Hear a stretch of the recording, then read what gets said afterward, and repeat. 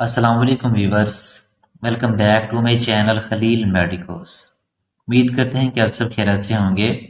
Viewers, आज की हमारी वीडियो है टीडे सिरप के बारे में। वीवर्स, टीडे सिरप का इस्तेमाल भी पाकिस्तान में बहुत ज़्यादा करवाया जाता है क्योंकि ये बहुत ही एक अच्छा सिरप है और इसका बेहतरीन रिजल्ट मिलता है।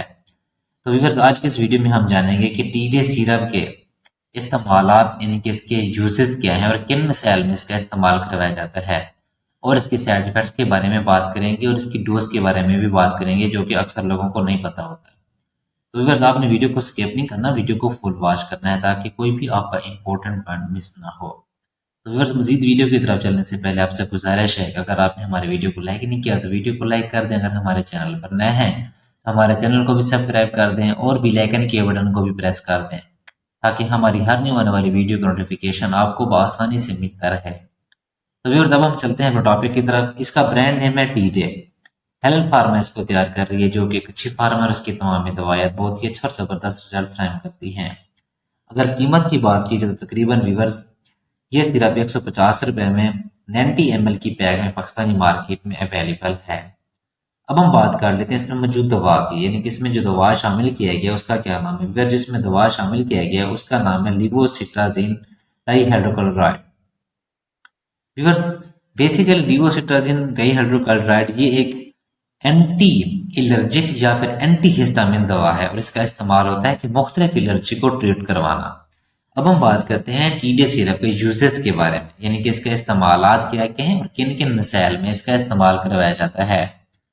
तो व्यूअर, सबसे पहले इसका जो ज़्यादातर इस्तेमाल है, सबसे पहले नंबर पर है वो है कि सांस लेने का जो अमल है, यानी कि जो रास्ता है, यानी कि अगर उसमें एलर्जी हो जाती है, अब वो एलर्जी सीजनल एलर्जी भी हो सकती है, डस्ट एलर्जी भी हो सकती है, पोलन एलर्जी भी हो सकती है, या फिर किसी ऐसी खुशबू वगैरह के लगाने से भी आपको एलर्जी हो सकती है। तो इस तरह की अलामात ये यानी कि ये शामिल होती हैं, जिससे आपको क्या होता है कि आपके नाक से जो है वो पानी आना, या फिर आपका नाक का बंद हो जाना, नज़ला जुकाम होना, छींकी आना, आंखों से पानी का बहना, या फिर गले में, नाक में या फिर कान में आपको खराश वगैरह हो सकती है। इस तरह की जो अगर अलामात आती हैं तो इसको यानी कि हम हाई फीवर का भी नाम दे सकते हैं।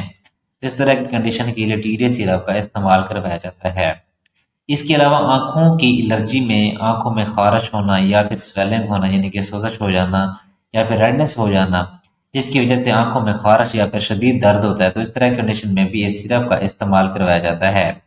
इसके अलावा व्यूअर्स, ऐसे लोग जिनको गले में खराश होती है या फिर खांसी होती है तो उनके लिए भी सिरप बहुत ज़्यादा मुफीद है।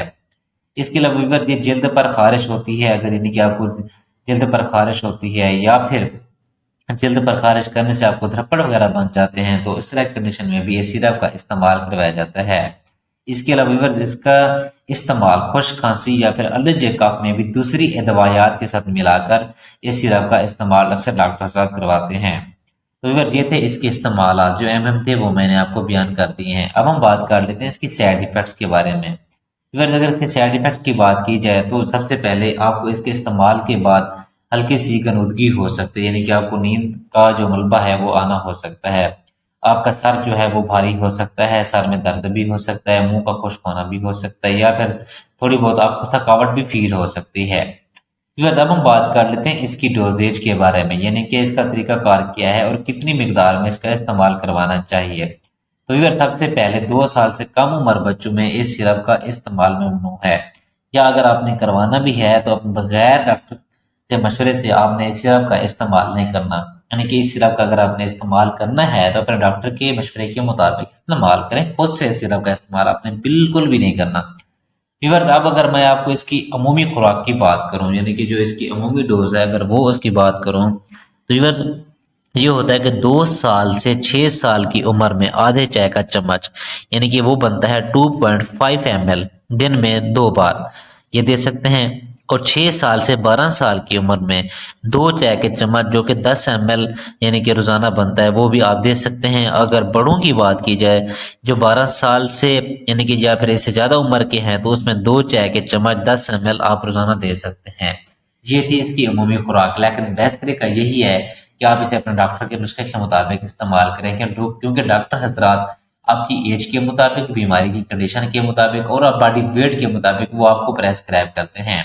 तो इसलिए बेहतर है कि आप इसे अपने डॉक्टर के नुस्खे के मुताबिक इस्तेमाल करें।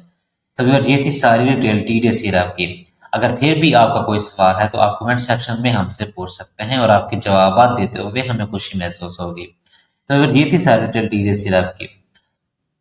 व्यूअर्स अब हम मिलते हैं अपनी नेक्स्ट वीडियो में। अपना ख्याल रखिएगा। अगर हमारी वीडियो अच्छी लगी है तो वीडियो को लाइक कर दें और चैनल को सब्सक्राइब कर दें और अपने वीडियो को अपने दोस्तों के साथ शेयर भी कर सकते हैं।